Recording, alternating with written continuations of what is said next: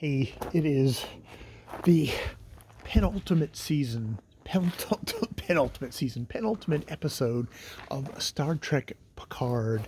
The terrible one, where we find out it was the Borg all along. Spoilers for this far along in Picard, but you should know because the people who write this have no other idea what to do with the uh, crew of the Enterprise D from way back in the day, the Next Generation, that they only have one villain, and they just continually keep on going back to them to do story after story. They did it in season 2 of this show, and they decide, oh yeah, let's just give it another old kick at the can and do it yet again.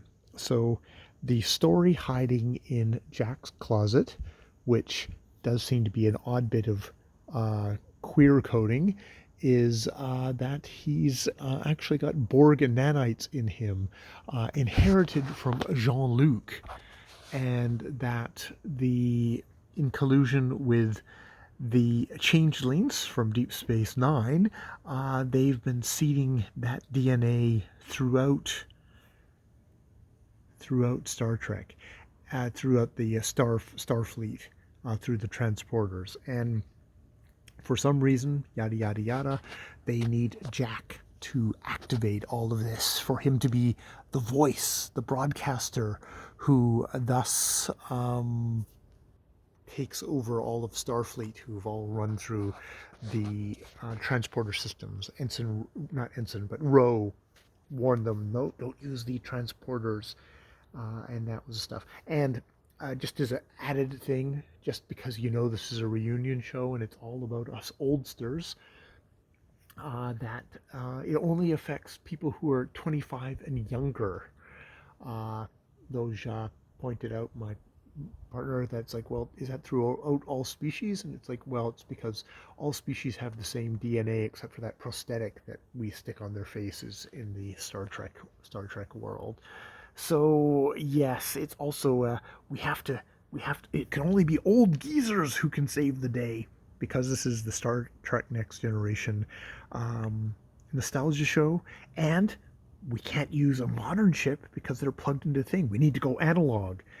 So suddenly, a starship is somehow analog, like they were running them on fucking typewriter, like they were running them on typewriters or something like that.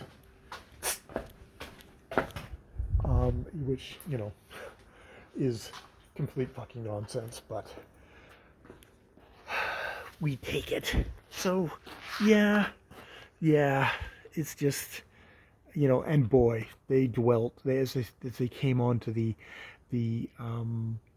we thought that they were really happy. Actually, I thought it was funny last episode that they had the big reunion of everyone, and it was sitting around a table, a board meeting. It's like, this is the thing we love about Star Trek: The Next Generation, is their staff meetings, basically, which, I mean, is kind of true.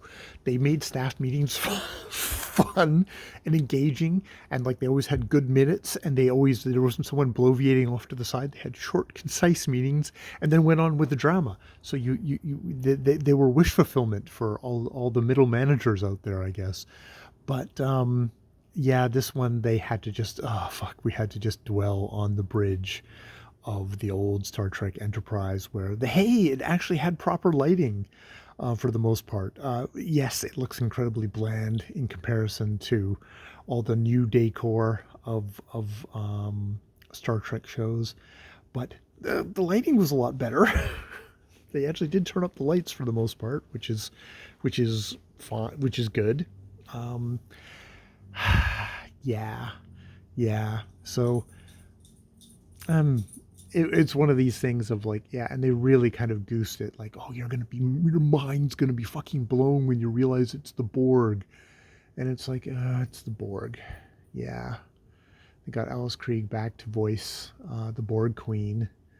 I did like the new data that they have is actually, it's Brent Spiner, but not being, as someone said, he's not being a cartoon. He's not overacting. he's being just slightly a bit odd. Like he's an android and doesn't quite get the human thing still, but he's got a human emotions. It's not like the movie Data was so hammy, which are probably the demands of a movie thing where you have very little time to punch and you just got to basically go as broad as you can. So yeah, I guess we have to forgive that. It's never been the Next Generation has never been good as movies for the most part. I mean, I think I liked the first one okay with James Cromwell, but past then, First Contact, yeah, but past then, they really declined really quickly and lost a lot of what was good about the show. Um, so yeah, there's been bits I liked. I mean, I think they're acting like kind of Next Generation stuff, but it's just so it's like it's the Borg. Fuck. And they killed Shaw, which is a shame. Though actually I like that Shaw is was the asshole. And in some ways there's definitely something to be said of him getting killed off, because if he had had a spin-off show, they would have immediately softened him.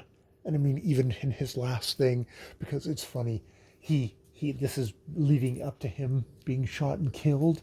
Um, he was still calling Seven of Nine Hanson her dead name, I guess, or the name that she does not prefer to be called, her birth name. And Ja asked, it's like, when is she going to? When is he going to call her by her proper name? And I said, well, obviously when it's dramatically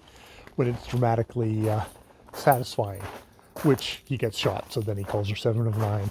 I would have preferred, in my headcanon, is for him to just call her Hanson at the end still, to continue to be that asshole right up to the end. But no, they had to, up you go, up you go. They had to soften him right at the end. They had to soften him right at the end, thus ruining the character, or showing that they wouldn't have been able to resist softening him, and thus negating all of the things that made him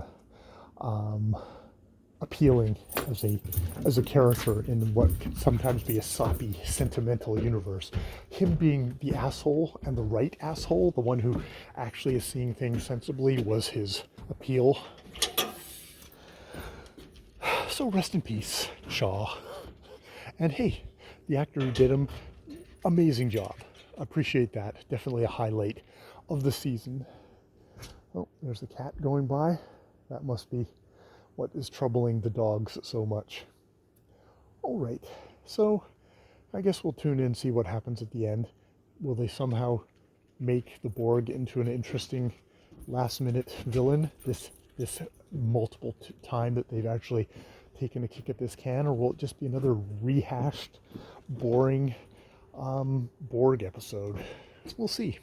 More videos later.